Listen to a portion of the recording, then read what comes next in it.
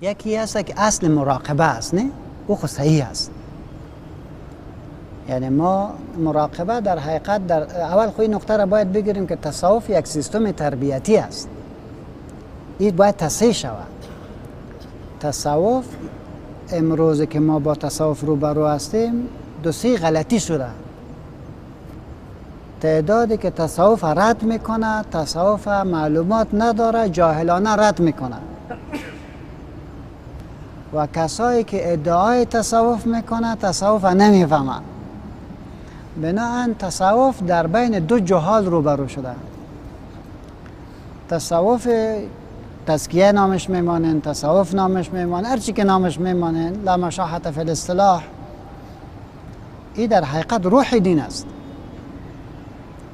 هرگاه معنا را از دین بگیرین دیگه در این دین خشک میمانه.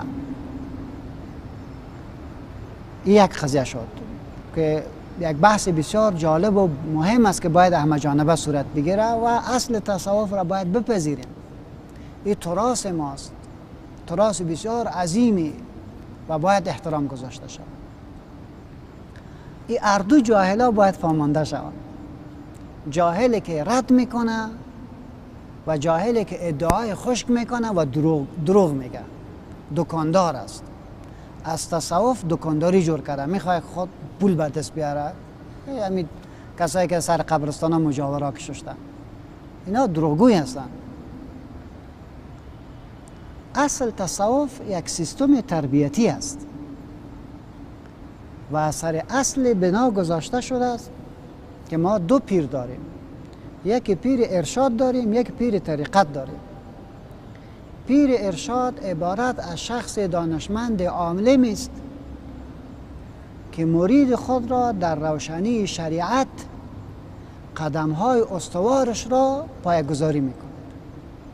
یعنی از نظر عقیده اصلاحش می‌کند، از نظر عبادات اصلاحش می‌کند، از نظر قرائت اصلاحش می‌کند. این کل دین برش نشان میده و خصوصا در امو کسبی که او روان است در اوجا مبادی شریعت را برش معلومات میده. وقتی که از این خلاص شد باز دوم پیر داریم به نام پیر طریقت که میشود یک نفر هم آنن پیر طریقت باشه هم پیر شریعت باشه. مشکل ما دایی نمیبینیم. هرگاه پیر به معنای طریقت شد این در حقیقت سیستم تربیتی است. این سیستم تربیتی به حسب امو تعبیر بزرگ قاعده ابن که میگه الطرق الی الله بعدد انفس الخلائق.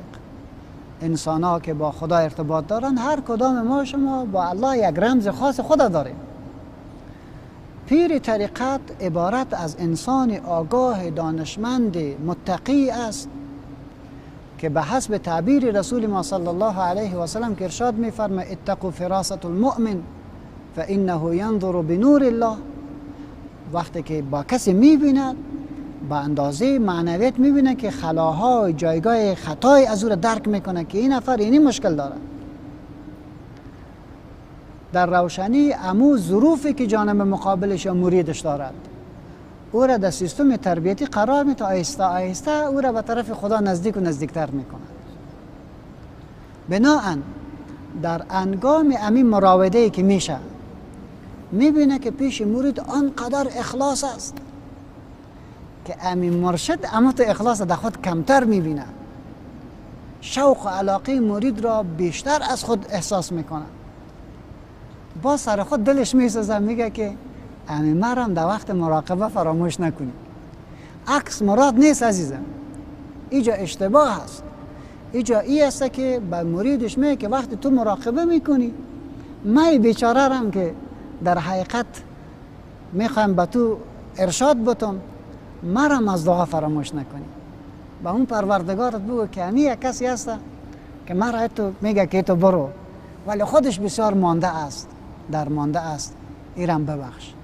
این هدف است. این هدف نیست که عکس کسی را بگیریم و به اون متوجه شویم. بناهن جاهلی که تصوف نمیفهمه باز میگه عکس مرا ببین. عکس تو را چی میکنم؟